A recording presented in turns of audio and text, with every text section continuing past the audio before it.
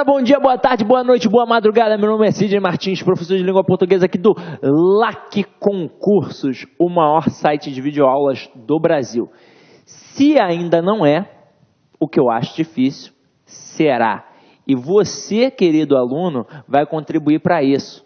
Até mesmo porque você não quer o conhecimento só para você. Você não quer apenas o sucesso só para você. Você quer para o teu amigo, quer para o teu companheiro, para a tua companheira. E quando você passa na prova, você vai compartilhar isso para os seus amigos. Então vai falar, pô, estuda no LAC, o LAC é bacana, o LAC é legal, corre para lá que com certeza você vai ser aprovado.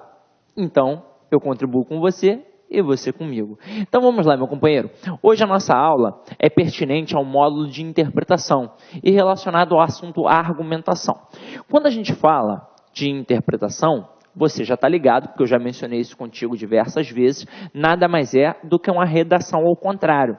Então aquilo que você procura, pergunta num texto escrito, na hora de produzir, você responde.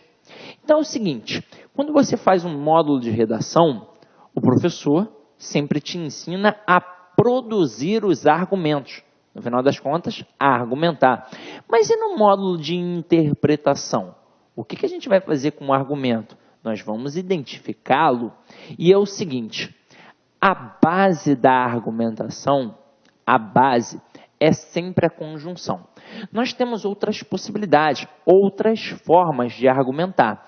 Mas se você está prestando um concurso, você deve sim dominar as conjunções, gravar, porque a base da linha argumentativa é a conjunção. No final das contas, a oposição acaba sendo sempre a base.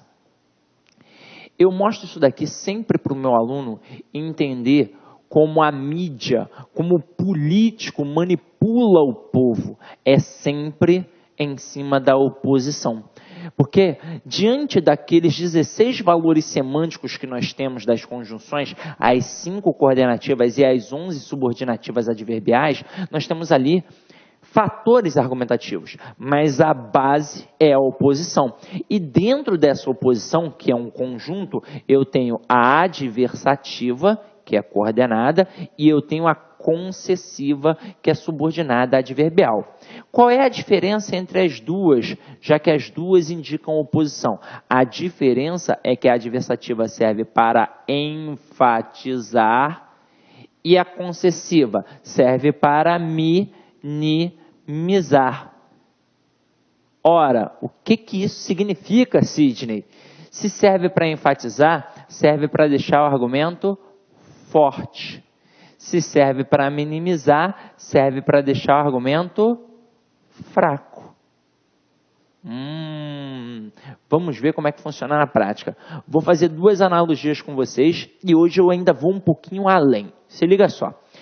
Vou fazer uma na base da brincadeira. Imagina você que está em casa, você mulher, solteira, sofrendo, desgostosa da vida. Aí eu, Sidney, digo assim, ó, eu tenho a solução para os teus problemas. Aí você vai falar, o que foi, Sidney? Aí eu digo, eu tenho um amigo para te apresentar. Aí você, opa, eu quero, hein? Como é que ele é? Aí eu digo assim, ó, ele é feio. Aí você fica desanimada, caramba, Sidney, feio não dá. Mas se liga, ó, vou continuar a frase. Ele é feio, mas é rico. Caramba, agora ficou interessante, não ficou interessante? Ah, se eu não sou interesseira, mas há de concordar comigo que é melhor um feio rico que um feio pobre. É ou não é? Então vamos lá, ó. Olha onde eu coloquei a adversativa. Eu coloquei do lado do rico. Consequentemente, eu enfatizei o rico e minimizei o lado do feio. Então não importa que ele é feio, importa que ele é rico e você vai pegar. Agora, eu poderia ter dito que ele é rico, mas é feio. Onde eu coloquei a adversativa? Do lado do feio. Então, eu enfatizei o lado do feio e, consequentemente, minimizei o lado de quem? Do rico. Então, não importa que ele é rico, importa que ele é feio. Ele é tão feio, horroroso, que não dá para pegar. E aí olha a linha argumentativa, olha a intenção de comunicação. Se eu, Sidney, falar para você, mulher que está em casa, que o meu amigo é feio, mas é rico, eu estou argumentando em favor do meu amigo. Eu quero que você fique com o meu amigo. Agora, se eu disser que o meu amigo é rico, mas é feio, eu estou argumentando contra o meu amigo. Eu não quero que você fique com ele. Estão entendendo? O jornal, a mídia, utiliza isso. Imagina o seguinte, um jornal, ele não pode dizer diretamente se ele é contra ou a favor de um governo, porque ele pode sofrer sanções. Aí o que ele vai fazer? Ele vai utilizar a língua portuguesa para poder manipular o povo. Porque a maior arma de manipulação é a língua. Aí é o seguinte, o camarada coloca, os juros caíram, mas os preços continuam altos. Caramba, o que vai ficar na nossa mente? Que os preços continuam altos. Aí eu fico puto, porque eu passei o mês inteiro trabalhando, não consigo pagar as contas, vou ficar contra o governo, vou votar em ninguém. O jornal conseguiu o que queria. Agora, se o jornal for a favor do governo, vai expor os mesmos dois fatos, mas vai fazer uma troca. Vai fazer assim, ó.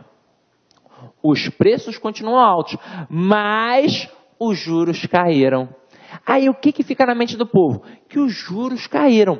Diante disso, olha o que acontece. O camarada pensa logo em liquidação, corre para o Guanabara para poder fazer compra. E se eu faço compra, eu fico feliz? Eu fico feliz. Eu esqueço das mazelas sociais? Eu esqueço das mazelas sociais. E eu ainda penso assim, pô, eu estou comprando agora. Na época de fulano de tal, eu não comprava. Então eu fico a favor do governo. É exatamente assim que a mídia manipula o povo.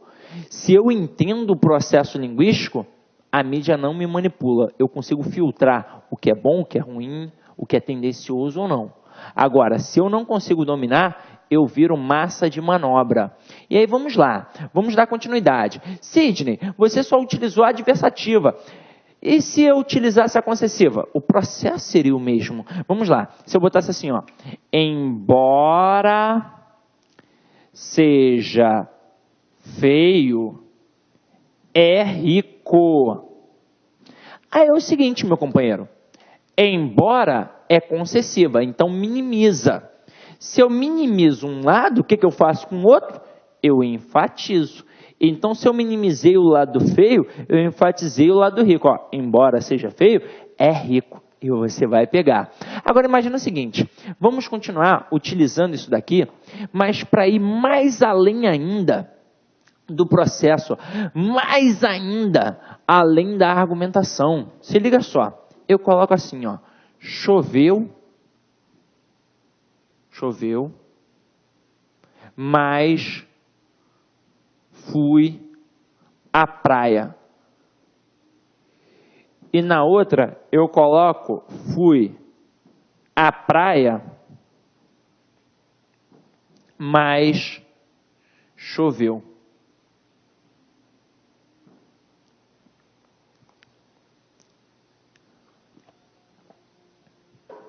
Você vai pensar, caramba, ferrou. O Sidney empregou duas conjunções adversativas. É a mesma coisa. Não é, gente. Quando a gente tem uma conjunção, ou uma locução conjuntiva, tanto faz, no final das contas, ela serve de dica para a intenção comunicativa do processo. Quando eu coloco choveu, mas fui à praia, ou então fui à praia, mas choveu, você pensa, são os mesmos fatos. Choveu, e o camarada foi à praia. Mas as duas formas são diferentes. Porque quando eu coloco choveu, mas fui à praia, se liga só. Não importa o fato de estar chovendo. Eu fui à praia. Então aqui, ó, eu enfatizei o fato de ir à praia e minimizei o lado de estar chovendo. Então eu estou feliz, ó. Choveu, mas eu fui à praia. Eu aproveitei. É isso. Agora, quando eu coloco fui à praia, mas choveu, eu enfatizei o lado da chuva e minimizei o fato de ter ido à praia. Então, ó, fui à praia, mas choveu, nem aproveitei. É mais ou menos isso. Então, na primeira sentença, o camarada não se importou com nada, não se importou com a chuva, ele foi à praia e ficou feliz. Na segunda ele foi, mas ficou boladão porque choveu. E ele ficou o quê? Triste. Estão entendendo o processo? É isso que nós vamos começar a fazer aqui agora. Nós vamos identificar as formas e as possibilidades de argumentação, porque você tem de entender o que é uma dedução, o que é uma indução, o que é um pressuposto, tem de entender tudo isso, tranquilo? Então vamos começar a nossa brincadeira através do nosso estudo dirigido como hábito. Vamos lá, ó. Argumentação. Argumentar é apresentar justificativas para uma opinião ou tese, a fim de convencer o interlocutor. Então, tá vendo que o processo de argumentação, no final das contas, é um processo de comunicação, em que o emissor quer convencer o interlocutor. Beleza? Agora, geralmente, os textos argumentativos apresentam inicialmente sua tese, depois argumentam para defendê-la e, por fim, fazem uma conclusão retomando a tese. Agora, vamos olhar os métodos de raciocínio.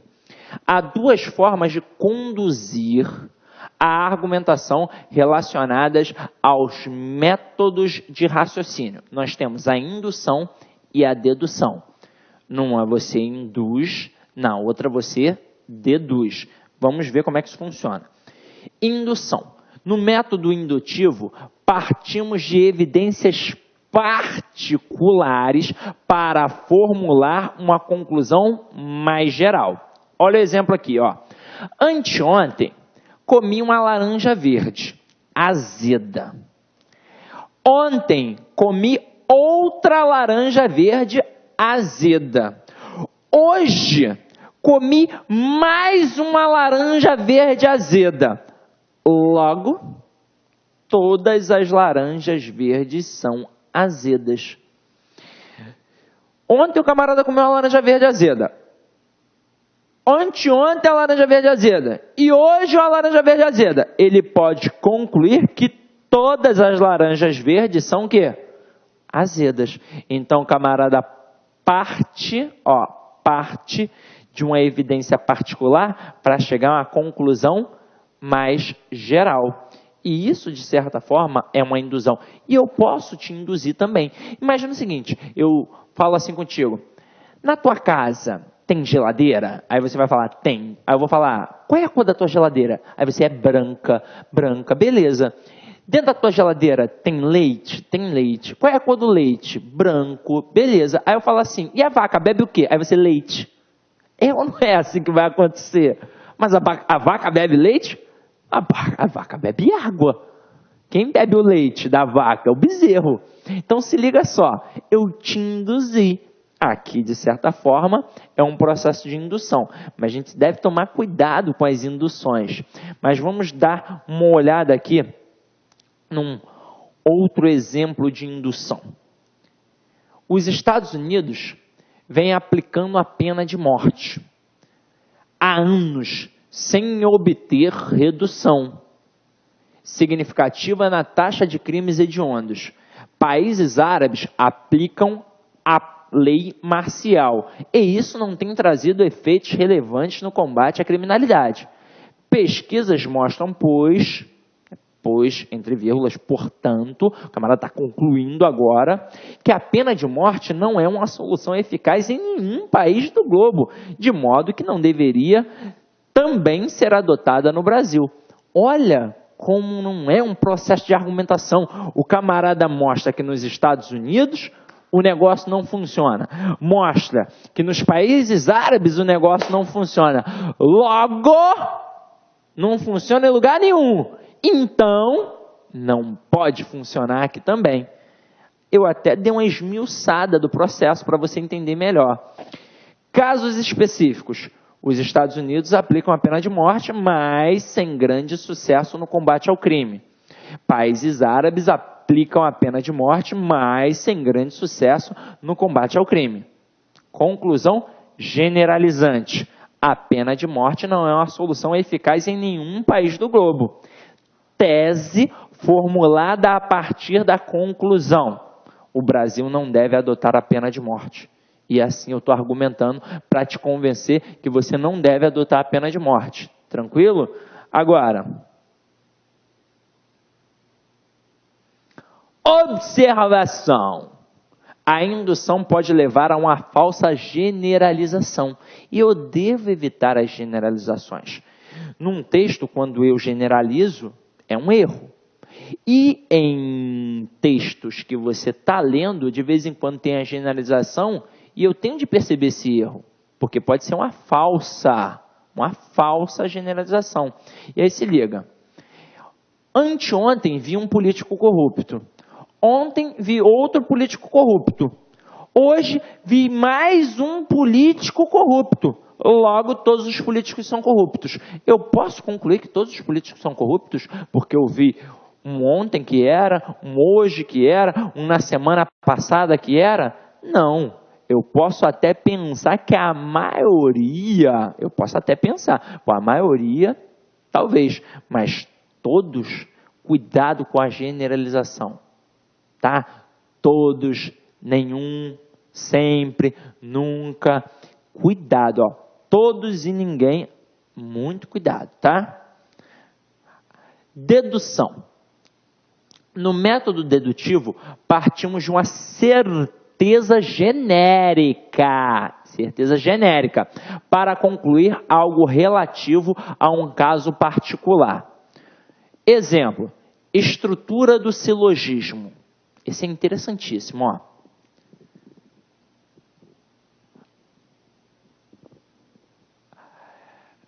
Toda planta faz fotossíntese, uma regra geral.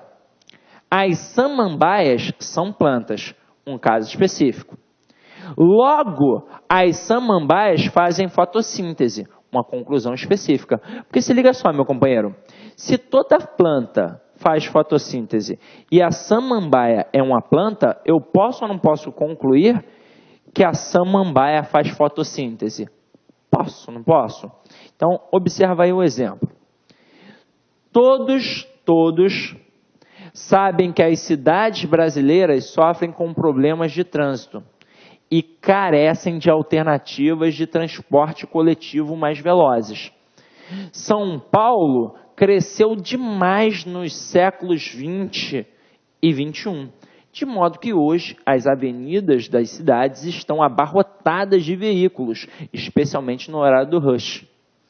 Melhorar o sistema metroviário da cidade de São Paulo é, pois, urgente. Então, observa. Como é que funciona a dedução? Premissa geral.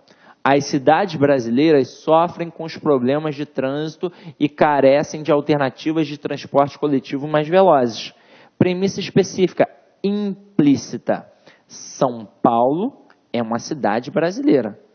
Conclusão específica, a tese. São Paulo sofre com problemas de trânsito e precisa o quê? Melhorar o sistema metroviário. Então aqui a gente tem um exemplo de silogismo. Naquele outro exemplo, que a gente colocou uma falsa generalização, é um exemplo, por exemplo, de sofisma. Então eu tenho que tomar cuidado. Eu tenho que tomar cuidado com o sofisma porque eu posso ter uma falsa generalização. Tranquilo? Eu posso ter uma falácia, um erro. Agora vamos observar tipos de argumentação que podem aparecer nos determinados e diversos textos. Para respaldar uma tese, diversos tipos de argumentos podem ser empregados. Aí nós temos dados estatísticos, exemplos, relações de causa e consequência, muito comum, testemunhos de autoridade e contra-argumentos. Olha aqui, dados estatísticos. Expressam numericamente um fato defendido na tese do texto. Sugerem respaldo científico à tese, porque dá força, é um respaldo científico, e não devem ser inventados. Podem ser aproximados. Como assim? Eu não tenho certeza absoluta daquilo, mas eu tenho uma noção aproximada. Então, não vou dizer com certeza absoluta que é sem eu ter certeza. Tranquilo? Vamos lá. Olha um exemplo. Os investidores já perceberam que a classe C cresceu quase 20% a mais em relação às outras nos últimos anos. Cada vez mais torna-se interessante o comércio não de itens de luxo, mas de bens para a classe média baixa. Os pequenos empresários precisam atender melhor essa parcela da população, que cresce de forma vertiginosa. Ora, se a galera está percebendo que a classe C cresce 20% a mais que as outras, em que tipo de consumidor eu vou investir? No consumidor que está crescendo cada vez mais, com produtos mais baratos, é claro, mas ele vai comprar demasiadamente, porque ele está consumindo. Então eu posso, de certa forma, argumentar. Ó, meu parceiro, ó, classe C está crescendo, então ó, vamos investir nisso daqui. É ou não é um excelente argumento? É um excelente argumento. É melhor eu vender 10 coisas, vamos pensar, 1000 coisas por R$100 ou vender uma única coisa por R$1.500? É melhor vender mais barato e ganhar na quantidade, não é? Pensamento de comerciante. Está aqui. Agora, exemplos. Como é que funciona? Justificam a tese do texto na medida em que apresentam um caso concreto a ela relacionado. Podem ser notórios, ou seja, de conhecimento geral, ou hipotéticos. Vou criar uma situação para poder exemplificar, mas não reais e particulares. Como assim? Eu não posso trabalhar um fato meu. Imagina o seguinte, imagina se ao invés de identificar, eu estivesse produzindo. Eu não poderia contar o fato de um vizinho, e sim de uma pessoa notória. Tranquilo? É assim que funciona. Não podem ser estritamente narrativos. Devem servir apenas de base. Um fato para poder mostrar. Olha o exemplo aqui. Diversos países, entre eles os Estados Unidos, aplicam a pena de morte como tentativa de aplacar a violência. No entanto, os estadunidenses têm percebido pouca redução efetiva na criminalidade, graças à pena capital, o que mostra a ineficácia de tal punição. É preciso, em vez de matar o criminoso, dar condições sociais dignas a cada cidadão, para que este não venha a se envolver com o mundo do crime. Então, ele mostra um exemplo que acontece nos Estados Unidos, um exemplo que não está dando certo. E diante disso ele pensa, caramba, para que pensar em pena de morte? Vamos pensar na estrutura social. Vamos investir no cidadão para que ele não venha a cometer crimes, para que ele não tenha essa necessidade. Tranquilo ou não tranquilo? Tranquilo, né? Agora, relações de causa e consequência. Fortalecem o texto na medida em que situam a tese diante de uma cadeia de outros fatos. Olha só. Devem ter suas relações coesivas bem explícitas, com conectivos causais, explicativos, conclusivos e ou consecutivos.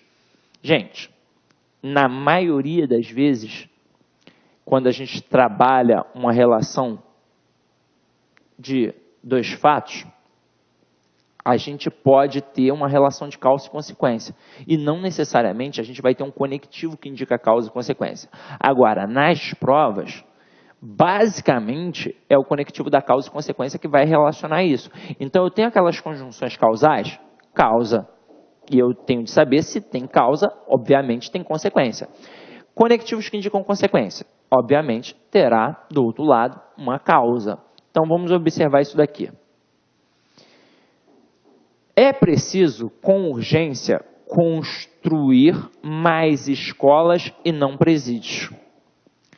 Além de um jovem instruído ter muito menos chances de entrar para o mundo do crime e mais consciência dos reflexos de suas ações sobre a sociedade, Do ponto de vista financeiro, a escola também é uma opção mais viável. Um aluno custa ao país muito menos que um presidiário e dá frutos muito mais promissores. Gente, é uma relação de causa e consequência. Porque é o seguinte, aqui ele argumentou para a gente construir mais escolas e não presídios. Por quê? Porque se eu torno essa criança uma criança instruída, ela vai começar a ter noção das suas ações, que isso tem um reflexo, que isso pode trazer problema.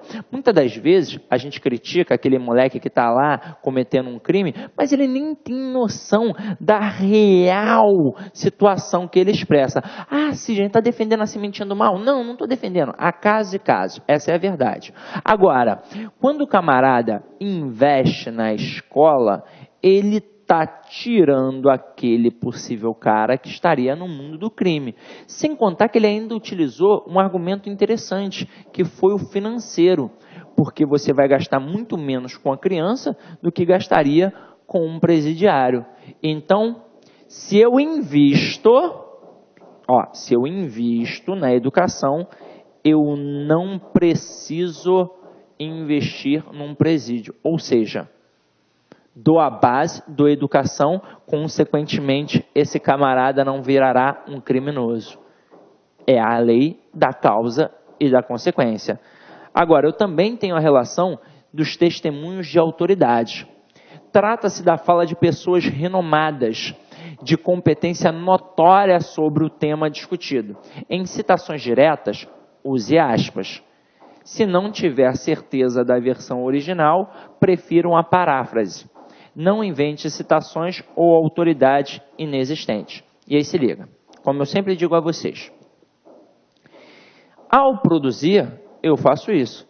E para identificar, meu companheiro, se o camarada está fazendo uma citação direta, ele vai utilizar as aspas. Colocou aspas, segundo fulano de tal.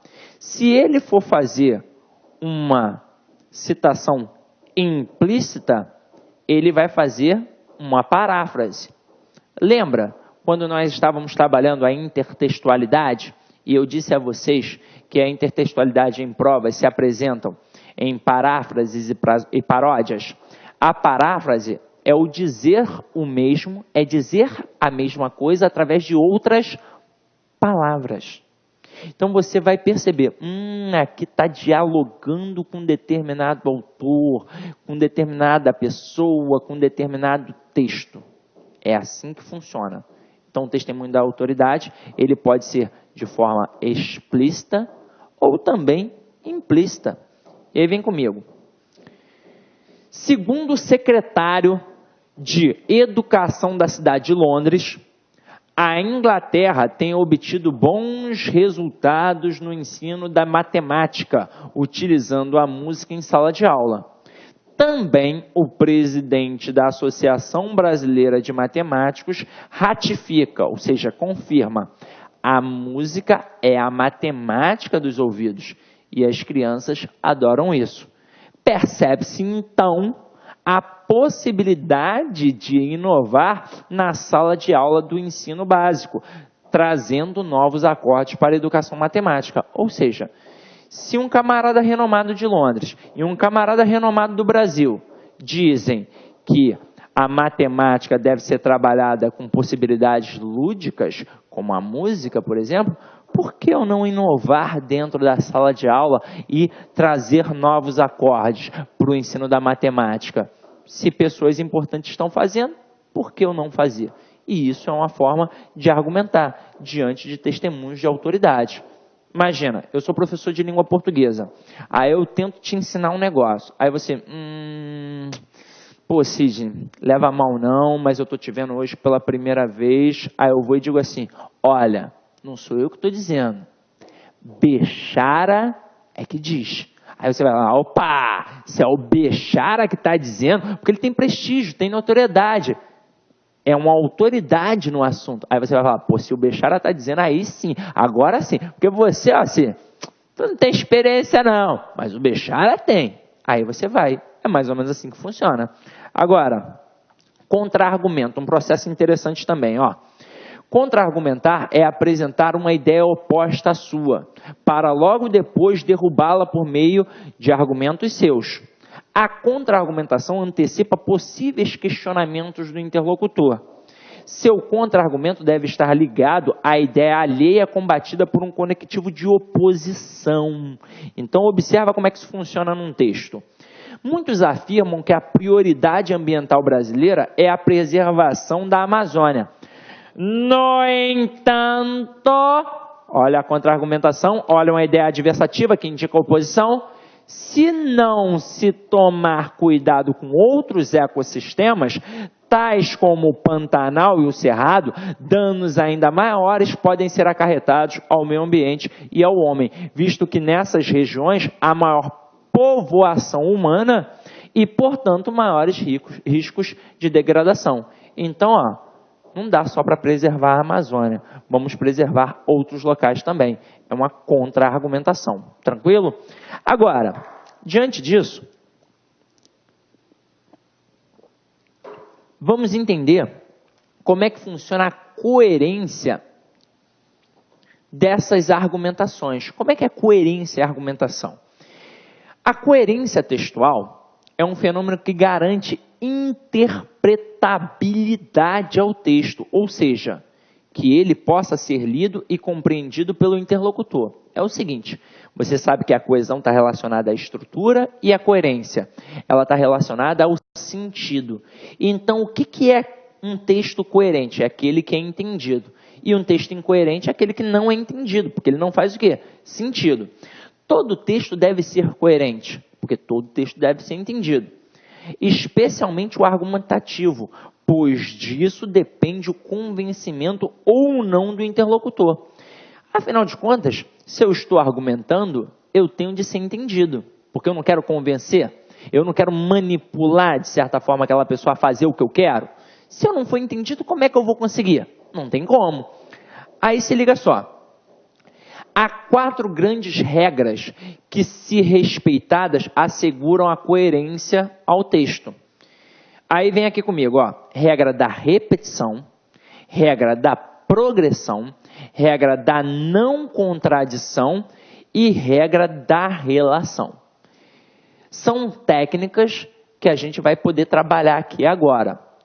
Em outras aulas, eu mostrei outros tipos de técnicas. Como aqui a gente está falando prioritariamente da argumentação e da coerência diante disso, nós vamos trabalhar a regra da repetição, a regra da progressão, a regra da não contradição e a regra da relação. Vamos ver como é que isso funciona. Ó. Regra da repetição, ou regra da coerência sintática. Ao longo da exposição das ideias, é preciso que as partes do texto se conectem entre si de modo que cada nova informação remeta à antiga. Exemplo, a crescente onda de roubo de obras de arte preocupa diretores de museu e galerias, tendo o índice desses crimes aumentado tanto nos últimos anos.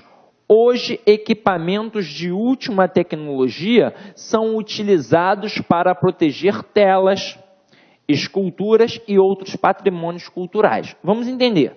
Está vendo isso daqui que está em negrito? É proposital. A crescente onda de roubo de obras de arte preocupa diretores de museu e galerias. Tendo o índice desses crimes, que crimes? A crescente onda de roubo de obra de arte, aumentado tanto nos últimos anos. Hoje, equipamentos de última tecnologia serão utilizados para proteger as telas, já que está aumentando o roubo. Então, de certa forma, o camarada repetiu o que estava acontecendo, mas sem colocar a mesma palavra para não demonstrar uma pobreza de vocabulário. E o texto ficou coeso e coerente. Olha que maravilhoso. Agora, olha a regra da progressão. Ao mesmo tempo em que um texto precisa retomar por meio de mecanismos coesivos, termos que já haviam sido mencionados, é preciso que haja renovação dos conteúdos, com progressão temática. Olha aqui, a crescente onda de roubo de obras de arte preocupa diretores de museu e galerias, tendo o índice desses crimes aumentado tanto nos últimos anos. Hoje, equipamentos de última tecnologia são utilizados para proteger telas, esculturas e outros patrimônios culturais. Então, na outra forma, que foi da repetição, nós trabalhamos com o roubo das obras de arte, teve uma retomada do processo, uma repetição, e agora a progressão. A progressão é a ideia continuada diante do processo. Caramba, se está acontecendo muito roubo, vamos proteger através de equipamentos de última geração. É isso que funciona. Agora, a regra da não contradição ou coerência semântica. Um texto coerente não pode contradizer uma informação apresentada por ele anteriormente. Olha o exemplo. Foi com Gil Vicente que nasceu o teatro, em Portugal. As manifestações teatrais anteriores a este autor, de caráter religioso e profano, dirigidas ao povo ou à corte, eram rudimentares. Caramba! Se foi com Gil Vicente que nasceu o teatro, como pode haver manifestações teatrais anteriores a este autor, que é o Gil Vicente? Tô ou não tô me contradizendo com a ideia que eu disse de primeira? Pô, foi então com o Gil Vicente que nasceu o teatro? Bom, então não foi. Se teve alguma manifestação teatral antes dele, não pode ter sido com o Gil Vicente. Tranquilo? Beleza? Então isso é se contradizer. E eu não posso cometer o erro da contradição. Muito comum em leituras e também em textos. Agora, se você não fizer uma leitura atenta, você não percebe isso na prova não, tá? Tem que tomar cuidado, tem que fazer uma leitura atenta. Por isso que tem de ler em voz alta, tem de ler com calma, tem de ler com atenção. Olha a regra da relação. Um texto coerente deve apresentar o que se convencionou chamar de coerência externa, a adequação à realidade de que fala. Não deve, pois, fazer afirmações falsas sobre a realidade. Exemplo: maior país em extensão territorial no mundo, o Brasil deveria se tornar também um gigante econômico. Caramba! O texto, ele deve ser coerente e adequado à realidade de que fala. O Brasil tem uma grande extensão territorial, notório, uma extensão praticamente continental. Mas ele é o maior país em extensão territorial? Não, né, gente? Então, isso é uma mentira. Não tem uma relação com a realidade. E ele não está sendo coerente. Agora, vamos trabalhar aqui, rapidamente, informações implícitas. Como assim implícitas?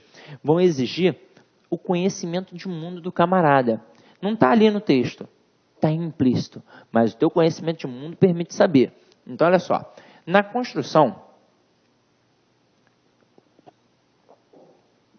de argumentação de um texto, há informações que estão explícitas, lidas por referência, e informações que estão implícitas, lidas por inferência. Por isso que o comando de uma questão de interpretação é infere-se que, deduz-se que, interpreta-se que, e por aí vai. As informações implícitas podem ser de dois tipos: pressupostos e subentendidos. Acompanhe aí comigo, ó.